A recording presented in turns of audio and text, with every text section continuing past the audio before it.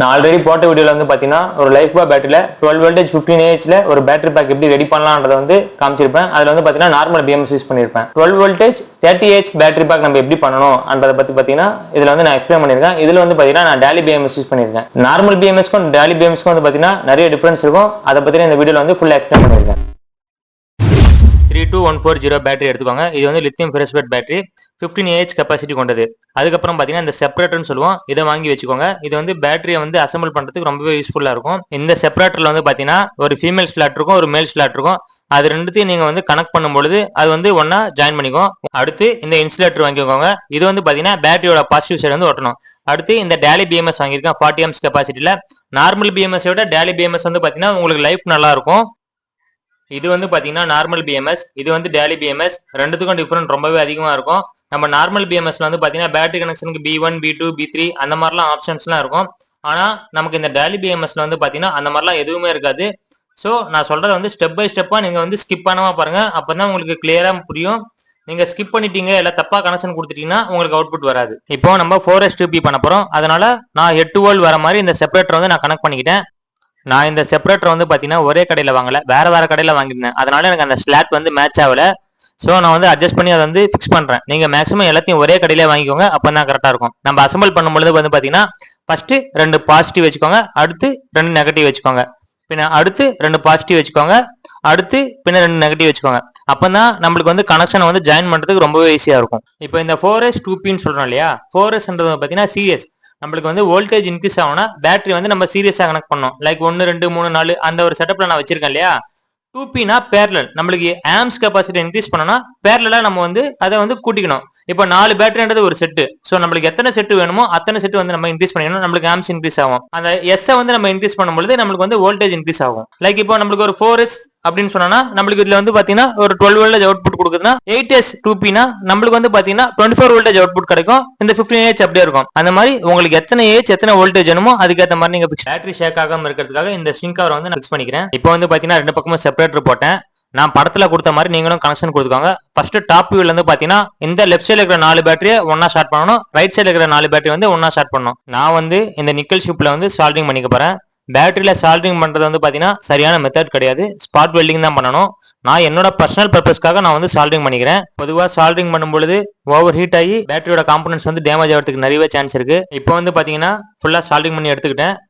Left சைடில் வந்து பார்த்தீங்கன்னா அந்த 4 பேட்டரியை ஒன்னா ஸ்டார்ட் பண்ணியிருக்கேன். ரைட் சைடில் வந்து பார்த்தீங்கன்னா அந்த 4 பேட்டரி வந்து ஒன்னா ஸ்டார்ட் பண்ணியிருக்கேன். இப்போ நம்ம ஆப்போசிட்ல ஃபுல்லாக திருப்பி எடுத்துக்கலாம். இப்போ இந்த பேக் சைடில் வந்து அந்த மிடில் இருக்கிற 4 பேட்டரி வந்து ஒன்னா ஸ்டார்ட் பண்ணோம். தப்பா ஸ்டார்ட் பண்ணா ஃபயர் ஆகிறதுக்கு நிறையவே சான்ஸ் இருக்கு. இந்த ரைட் சைடில் வந்து பார்த்தீங்கன்னா நம்மளோட அவுட்புட் நெகட்டிவ், லெஃப்ட் சைடில் இருக்கிறது வந்து அவுட்புட் பாசிட்டிவ். இப்போ வந்து பார்த்தீங்கன்னா நான் மிடில் வந்து ஃபுல்லாக சால்டிங் பண்ணி எடுத்துட்டேன். இதுல ஒரு பேட்டரியில வந்து நெகட்டிவ்ல இன்சுலேட்டர் ஓட்டிருக்கேன், அதை வந்து நம்ம பிச்சு எடுத்துடுறேன். இப்போ பேட்டரியோட கனெக்ஷன் வந்து முடிஞ்சது. அடுத்து டேலி BMS கனெக்ஷன் வந்து இப்போ நான் கொடுக்க போறேன். டேலி BMS வந்து ஒரு டபுள் டேப் போட்டு நான் வந்து ஒட்டிக்கிறேன்.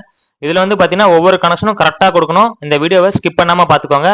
இதுல வந்து பாத்தீங்கன்னா ஃபர்ஸ்ட் லெஃப்ட் சைடுல இந்த பிளாக் கலர்ல ஒரு ஒயர் இருக்கு இல்லையா, இது வந்து பாத்தீங்கன்னா டெம்பரேச்சர் சென்சிங். இதை வந்து பாத்தீங்கன்னா ஏதாவது ஒரு பேட்டரியில வச்சு நீங்க டேப் அடிச்சு வச்சுக்கோங்க. BMSல வந்து பாத்தீங்கன்னா B- சொல்லி ஒரு ப்ளூ கலர்ல திக்கான ஒரு ஒயர் இருக்கும்.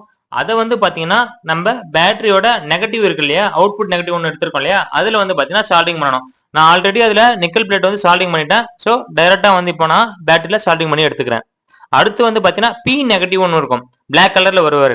அந்த ஒயர் தான் பாத்தீங்கன்னா நம்மளுக்கு வந்து அவுட்புட் ஒயர். அதுல தான் நம்ம வந்து அவுட்புட் எடுக்கணும். அடுத்து வந்து இந்த பாசிட்டிவ் அவுட்புட்டுக்கு வந்து நம்ம வந்து டைரக்டா ஒரு ரெட் கலர் ஒயர் வந்து எடுத்துக்கலாம். BMSல இருந்து நம்மளுக்கு அவுட்புட் ஒயர் வந்து எதுவுமே கிடையாது. அதனால நான் டைரக்டா ஒரு ஒயர் எடுத்து சால்டிங் பண்ணி வச்சிருக்கேன். நான் வந்து பாத்தீங்கன்னா அதுக்கு 2.5 ஸ்கொயர் mm ஒயர் வந்து யூஸ் பண்ணியிருக்கேன். இந்த பேட்டரி செட்டப்ல வந்து பாத்தீங்கன்னா இந்த மிடில் 4 பேட்டரி வந்து நம்ம வந்து ஸ்டார்ட் பண்ணி எடுத்துக்கிட்டோம். நெகட்டிவ் வந்து BMSோட கனெக்ட் பண்ணிட்டோம், பாசிட்டிவ் வந்து டைரக்டா எடுத்துட்டோம். அப்படியே பேக் சைட்ல வந்து பாத்தீங்கன்னா லெஃப்ட் சைட்ல 4 பேட்டரியும் ரைட் சைட்ல 4 பேட்டரியும் நம்ம ஸ்டார்ட் பண்ணி வச்சுக்கிட்டோம். இந்த BMSல வந்து பாத்தீங்கன்னா பிளாக் கலர்ல ஒரு ஒயர் இருக்கும் மைனஸ்னு, அதுக்கப்புறம் பிளஸ் பக்கம் வந்து பாத்தீங்கன்னா ஒரு 4 ரெட் கலர் ஒயர் இருக்கும். அதை வந்து நம்ம 1 2 3 4 பிரிச்சுக்கலாம். இந்த பிளாக் கலர்ல ஒரு ஒயர் இருக்கு இல்லையா, அதை வந்து பாத்தீங்கன்னா நம்ம நெகட்டிவ் அவுட்புட் எடுத்திருக்கோம் இல்லையா, அந்த நெகட்டிவ் அவுட்புட்ல வந்து சால்டிங் பண்ணி எடுத்துக்கலாம். BMSல வந்து பாத்தீங்கன்னா பாசிட்டிவ்னு ஒன்று இருக்கு இல்லையா, அந்த பக்கம் இருக்கிற ரெட் கலர் ஒயர் வந்து பாத்தீங்கன்னா நம்ம பேட்டரியோட பாசிட்டிவ் அவுட்புட் இருக்கு இல்லையா, அந்த பாசிட்டிவ் அவுட்புட்ல வந்து சால்டிங் பண்ணி எடுத்துக்கணும்.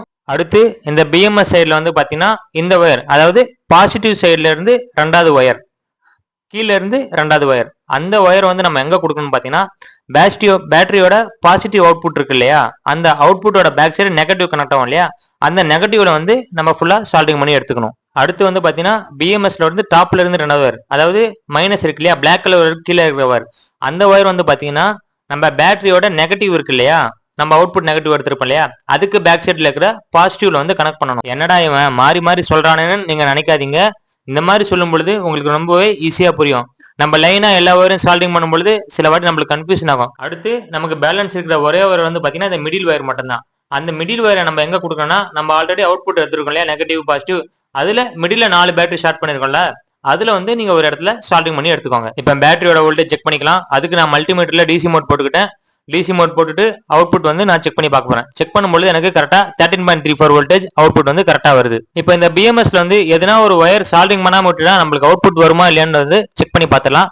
அதுக்கு வந்து பாத்தீங்கன்னா நான் ஒரே ஒரு ஒயரை வந்து டீசால்ட் பண்ணி எடுத்துட போறேன். இப்போ இந்த பேட்டரியில வோல்டேஜ் எவ்வளவு வருதுன்னு செக் பண்ணி பார்க்கலாம். மல்டிமீட்டர் நான் செக் பண்ணும்போது எந்த ஒரு அவுட்புட்டுமே எனக்கு வந்து வரல, 0 தான் காட்டுது. பிஎம்எஸ் பொறுத்த வரைக்கும் நீங்க எல்லா ஒயரும் ப்ராப்பரா கனெக்ட் பண்ணா மட்டும்தான் உங்களுக்கு வந்து அவுட்புட் வரும். நான் அகைன் வந்து பாத்தீங்கன்னா நம்ம ரிமூவ் பண்ணிருந்தோம் இல்லையா ஒரு ஒயர், அதை வந்து சால்டிங் பண்ணிட்டேன்.